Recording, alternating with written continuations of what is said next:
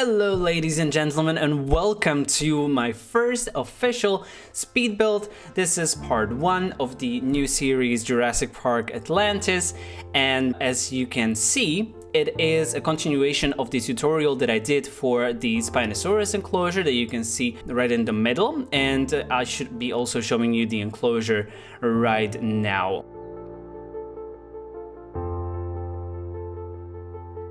What you see me doing now is the circles from Atlantis, according to how the historians in Plato described it. Welcome to a history lesson with Thomas. And I'll show you a picture of how it looks, or how it's supposed to look, according to our dear historians. In today's part 1, we'll start a little differently. We'll start with the Parasaurolophus Lux enclosure because I really do have to. I do have to do something with the Parasaurolophus Lux because I just love it. I love how it looks. And before I start making the actual enclosure, I want to give a few shout outs. I actually want to give a shout out first to Louis E. Morali Falcon. I hope I got your name right, buddy. A person that has been supporting me on Discord, on all the social media, and promoting my videos. So great thanks to you, buddy. And another shout out goes to LC Aquatics, who advised me to get a new microphone. I got a new microphone, if you haven't noticed. I guess you did. And by the way, you see me putting the water in here because I kept forgetting like which lines should be like filled with water, and that's where the enclosures are actually going to be. But back to the new microphone. Now you will be able to hear me even better. My voice is going to sound even better. Well, at least I hope so. As if. And I really thank you, buddy. I would have gotten a new mic somewhere later along the line. However, you suggested that I do it right away, and I felt like I really did want to do it, but it took me some time, but I finally did it, and I'm happy that I did, because the mic looks really great, really good, because that's really important when you want a new mic. You want it to look good, and no matter the sound. No, but I feel like the sound really sounds better. However, I'm gonna have to do some tweaks, but I'm just like too excited now not to use it for this video, so sorry for that. And also I want to give a shout out to Egbert, who was trying to guess what the park was going to be in during the Spinosaurus tutorial, and you said that it would be ancient Greece, and you were really close. It was it's basically in the vicinity, I would say. And yeah, so basically the first part of this was the Spinosaurus enclosure. This park is going to, and this series is going to be like the Witcher books. Like the first 2 are something different. They're like, I think they're short stories, and then the rest is novels. So think of it like this. But this is the official part 1, okay? What you see me doing now is to use the corner of the Nublar 2015 map where it was raised up because the center was there and the control center was up there, but in the sandbox mode it's not, but it's still a little raised, especially if you put in the flattened terrain. It's supposed to be rocky because I imagine Atlantis to be rocky but also sandy. That's why I'm mixing rocks and sand in here. I'm trying out, I call this Parasaurolophus Lux Caves. Well, this is this is as close to caves as we can get in this game. And I'm really sorry about that. I hope the title wasn't misleading, but it looks a little cavey. Now you see me putting down the galleries, the viewing galleries. I was like, where do I put the viewing galleries? I mean, I did this build for Evolution 1 already. I did it once before I was a YouTuber, if I can count myself as a YouTuber. But now that I have a new microphone, I actually I mean, I'm a grown-up YouTuber now, oh my god. And I was thinking what to do with the paths around the viewing galleries. However, the paths are going to be different once I start doing the guest sections of the park. It took me 2 days after recording this to realize that I did the paths in a completely different way. Now you see me changing the fence because I realized that I was using the DFW one, the ugly one. I like this one with the red part at the bottom. I really love using that one because it looks like it's strong enough to hold the dinosaurs, but it's still more or less see-through. I like to think that the guests do see the dinosaurs through the fences, and what you see me doing now is making sure that the dinos don't escape. This is a part of the park that the guests should not see. They should not see that the defense just ends there. But okay, now I'm putting down the rocks because rocks are the essential part of every single enclosure. They do make the enclosure what it is. They create realism and everything. So put as many rocks as you can into your enclosures. This is the moment that I realized that the water should like flow through the fence. And we're gonna have some crooked fences in this build, which my OCD is gonna kill me, but hopefully I will survive. I'm a survivor. And what else did I want to say while recording this? This is a speed build, so I'm recording the vocals after I record the whole thing and after I speed it up.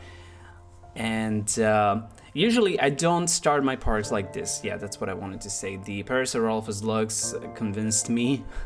The Paras came to me at night and they were like, do an enclosure for us. That was creepy, I'm sorry. And like the twins from Shining, right? And actually, I always start with some guest sections with the hotels, with some squares, but I was so excited to do the Parasaurolophus Lux enclosure, and I knew that I would have a Parasaurolophus Lux enclosure in this build, so I was like, let me start with that. Let part 1 be this enclosure in this build, but part 2 will actually focus on the guest sections. Now you see me putting down some palms. I'll be using the placeable palm, the individually placeable palms as well. However, I think that we can actually help ourselves a little bit, you know, like a little. But I was so happy once I started using these palms. I was like, screw you, game. I'm gonna have the palm there. I'm gonna have it there, and you cannot stop me.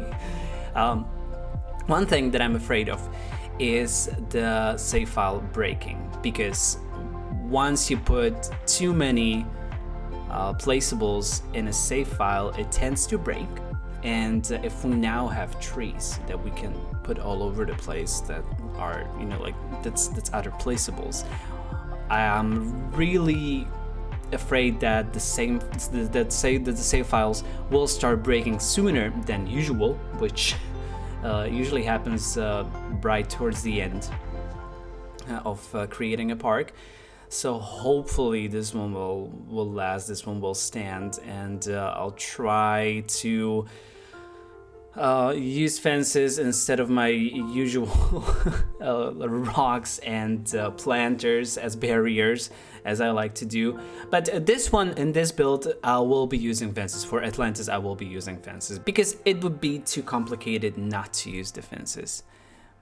You just have to sometime. And I'm using the smallest palms now and the shrubs to create this realistic feeling. I'm always trying to put them together in clumps so that you have these little patches of greenery in there, but I'm going for something rocky. I'm going for rocky caves that you can pretend that they continue, you know, like after they stop and there's a hole somewhere in the ground. But yeah, this is as close to a cave that we can get in the game without the mods, of course. But I said that I won't be using the mods before I exhaust all my options. And before I exhaust all my ideas and before the updates are over, because I am afraid that the game would break. I have too many good parks built for the game to break. And now you see me putting some more sand textures because I wanted to have it more sandy, I guess. I realized that it could get some more sand. But this is nearing the end. I will see you with the Paris in a second.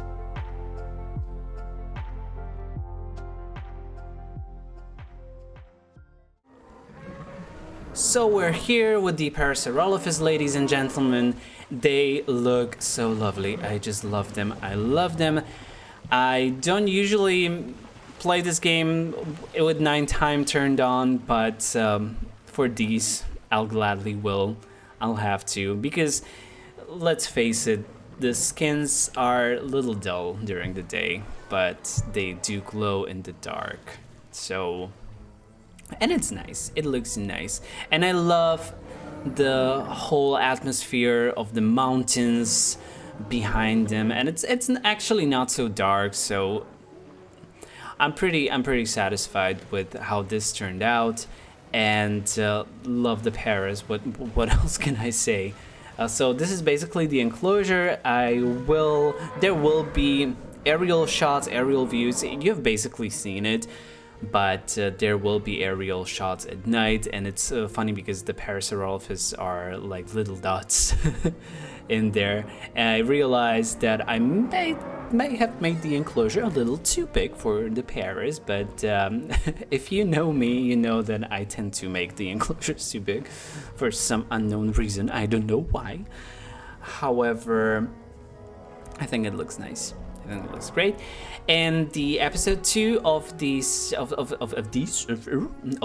speed build series, we will go back to some guest sections. We'll do the hotels. We'll do some squares. I'll just let my creative juices flow wild, and I'll make sure to capture it, and I will show you. So hopefully you will stick by. Hopefully you will subscribe. I'm not forcing you to. I only want you to subscribe if you like my videos. So I really hope that you do like the videos. I hope that you do like what you're seeing.